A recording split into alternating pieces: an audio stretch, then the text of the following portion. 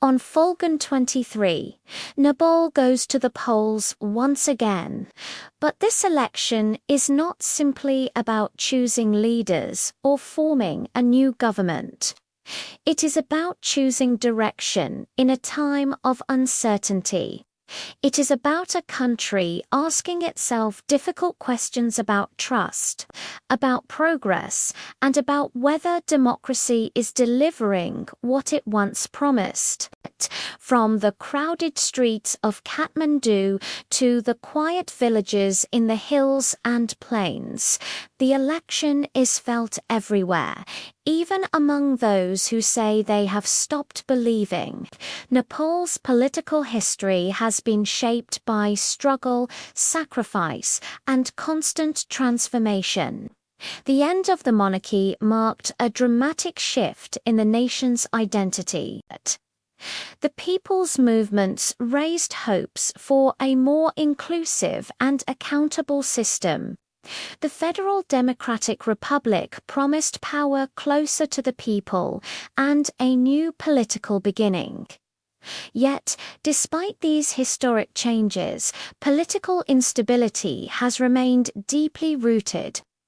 Governments have changed frequently. Coalitions have been fragile, and long-term vision has often been replaced by short-term survival. Over the years, elections have become familiar events. Campaigns come and go, slogans change, faces repeat. Promises of development, employment, and corruption control are made again and again.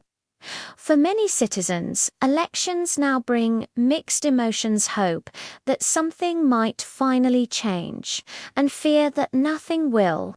This contradiction defines the mood leading into the Falgun 23 election. This election comes at a time when daily life feels increasingly difficult for many Nepalis. Inflation, unemployment, and rising migration have reshaped national conversations. Young people, in particular, feel trapped between limited opportunities at home and uncertain futures abroad. For them, politics is no longer an abstract debate, directly affects whether they stay or leave, whether they dream or give up. The Falgun 23 vote will determine leadership at a critical moment. It will influence how federalism functions, how resources are distributed, and how governance is practiced.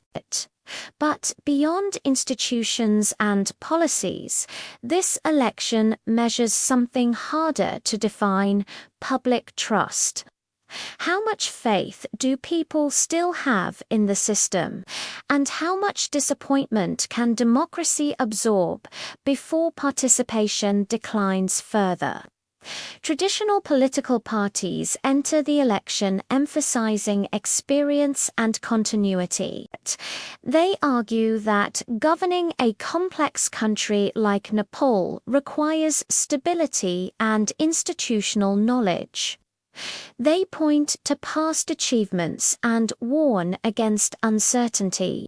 At the same time, newer political forces challenge this narrative. They speak of reform, transparency, and breaking old political habits. They attract voters who feel ignored, frustrated, or betrayed by established power structures. This clash is not just political, it is generational and emotional. Older voters often remember times when political struggle was about survival and basic rights. For them, gradual progress and stability matter deeply. Younger voters raised in a democratic republic judge leaders by results rather than history. They are less patient with excuses and more vocal about accountability. The election becomes a meeting point of these perspectives, sometimes clashing, sometimes overlapping. Across the country, political discussions fill tea shops, homes, buses, and social media. Everyone seems to have an opinion, yet many remain unsure. Some voters feel forced to choose the least disappointing option rather than the most inspiring one. Others consider not voting at all, questioning whether participation changes outcomes. This quiet disillusionment may be one of the most important stories of this election. The role of money, power, and influence also looms large. Campaign financing, patronage networks, and political alliances shape electoral outcomes in ways that are not always visible. For ordinary voters, these dynamics often feel distant and unchangeable. This gap between political reality and public expectation continues to widen, creating frustration and mistrust. At the same time, elections remain one of the few moments when citizens directly shape the political process. Despite disappointment, millions still line up to vote. Some vote out of hope, others out of duty, and some out of fear of losing what little voice they have.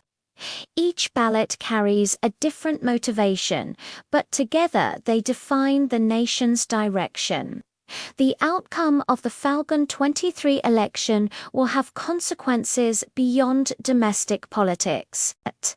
Nepal's economic policies, development priorities, and foreign relations will all be influenced by the next leadership.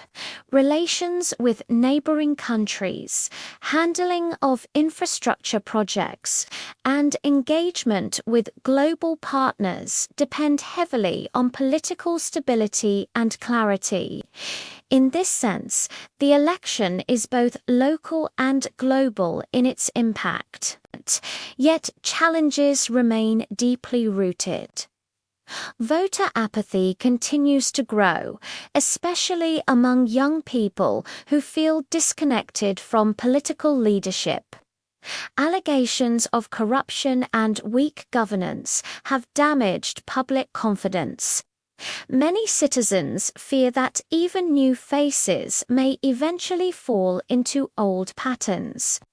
These concerns are not loud, but they are widespread. Elections alone cannot fix structural problems. Democracy does not guarantee good governance, it only creates the possibility for it. Real change requires accountability after the votes are counted, not just promises before. The true test of the Falgun 23 election will not end on election night, but in the months and years that follow.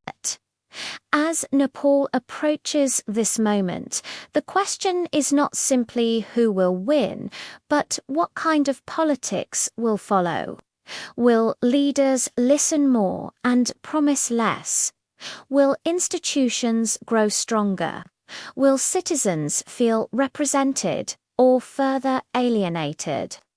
These questions remain unanswered. On Falgun 23, Nepal chooses again. Not just a party, not just a leader, but a path forward in a time of uncertainty. Elections may not transform a country overnight, but they decide who gets the chance to try. And for millions of Nepalis, that chance still matters.